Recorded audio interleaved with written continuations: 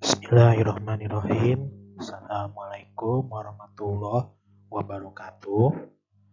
Apa kabar anak-anak semuanya?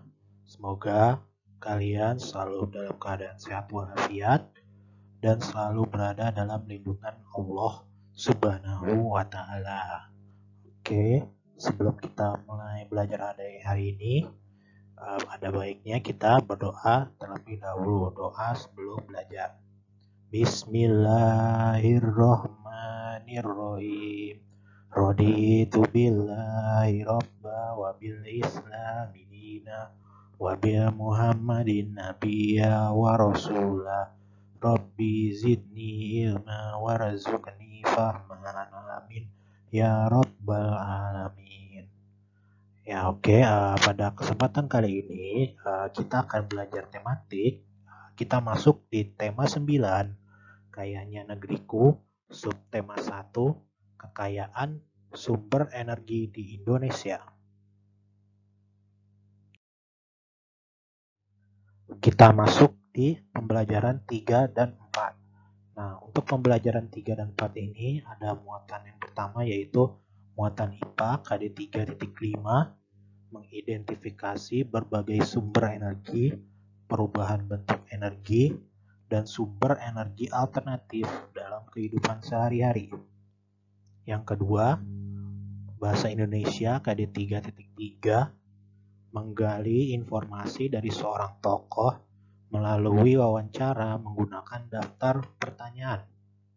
Dan yang ketiga, PPKN KD 3.2, mengidentifikasi pelaksanaan hak dan kewajiban sebagai masyarakat dalam kehidupan sehari-hari. Untuk tujuan pembelajarannya, yang pertama, siswa mampu menentukan jenis-jenis sumber daya alam. Yang kedua, siswa mampu menjelaskan hal-hal yang harus diperhatikan saat wawancara.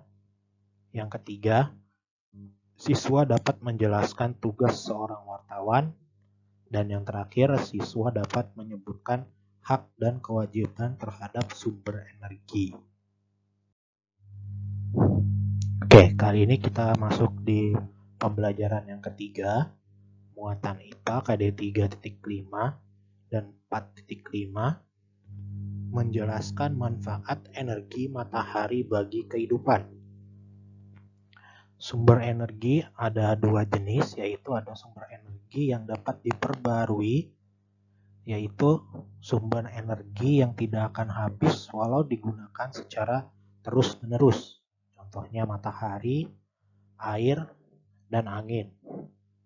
Lalu ada juga sumber energi yang tidak dapat diperbarui, yaitu sumber energi yang akan habis jika digunakan terus-menerus.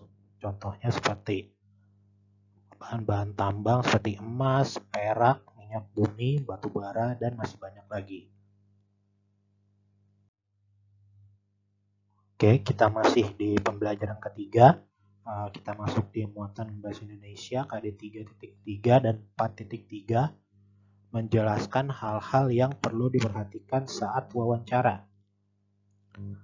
Hal-hal yang dapat diperhatikan saat wawancara, di sini dapat kita lihat. Yang pertama, saat melakukan wawancara dengan seorang narasumber, kita juga perlu memperhatikan sikap kita. Yang kedua, selain itu saat kita memilih narasumber harus sesuai dengan bidang keahlian. Dan yang terakhir, jika wawancaranya yang dilakukan adalah tentang pemanfaatan sumber energi di bidang pertanian, maka narasumber yang dapat ditemui adalah petani. Oke, kita masuk di pembelajaran keempat, yaitu muatan PPKN KD 3.2 dan 4.2, menyebutkan hak dan kewajiban terhadap sumber energi. Banyak hal yang dapat dimanfaatkan dari laut.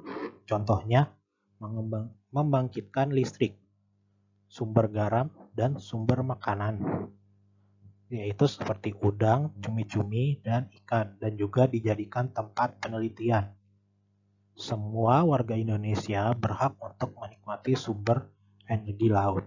Seperti yang kita lihat pada gambar sebelah ini, yaitu Menjaga kelestarian terumbu karang dapat menjaga ketersediaan ruang bagi ikan untuk berkembang biak. Maka menjaga kelestarian ini adalah kewajiban bagi semua warga negara. Dan berikut cara menjaga sumber energi laut agar tetap lestari.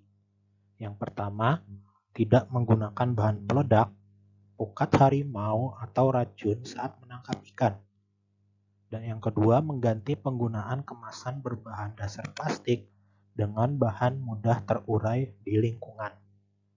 Ketiga, mengurangi penangkapan hewan laut secara berlebihan. Keempat, ikut serta dalam merawat kebersihan laut dan pantai. Dan yang kelima, menanam tanaman bakau di sekitar pantai. Oke, kita masih di pembelajaran keempat. Kali ini muatan bahasa Indonesia KD 3.3 dan 4.3 menjelaskan tugas seorang wartawan. Wartawan merupakan jenis pekerjaan yang bertugas untuk mencari dan menyusun berita untuk dimuat ke dalam surat kabar, majalah, radio, dan televisi.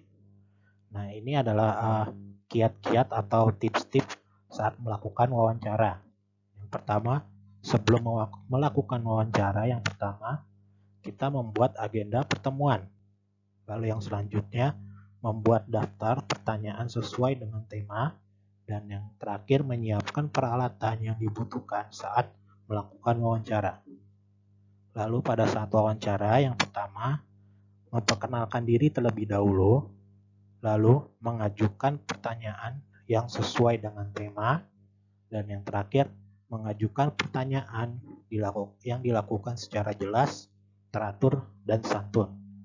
Dan kegiatan setelah melakukan wawancara yaitu merangkum informasi yang telah diberikan oleh narasumber dalam bentuk laporan wawancara.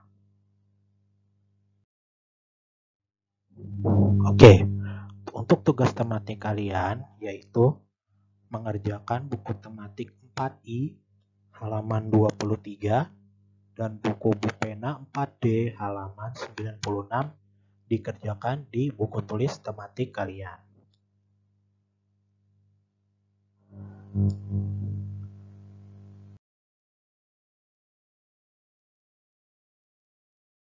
Alhamdulillah telah selesai pembelajaran untuk pada kesempatan kali ini. Semoga apa yang Bapak sampaikan dapat bermanfaat bagi kalian semua. Cukup sekian materi yang dapat Bapak sampaikan. Kurang lebihnya Bapak mohon maaf. Wabillahi taufiq wal hidayah. Wassalamualaikum warahmatullahi wabarakatuh.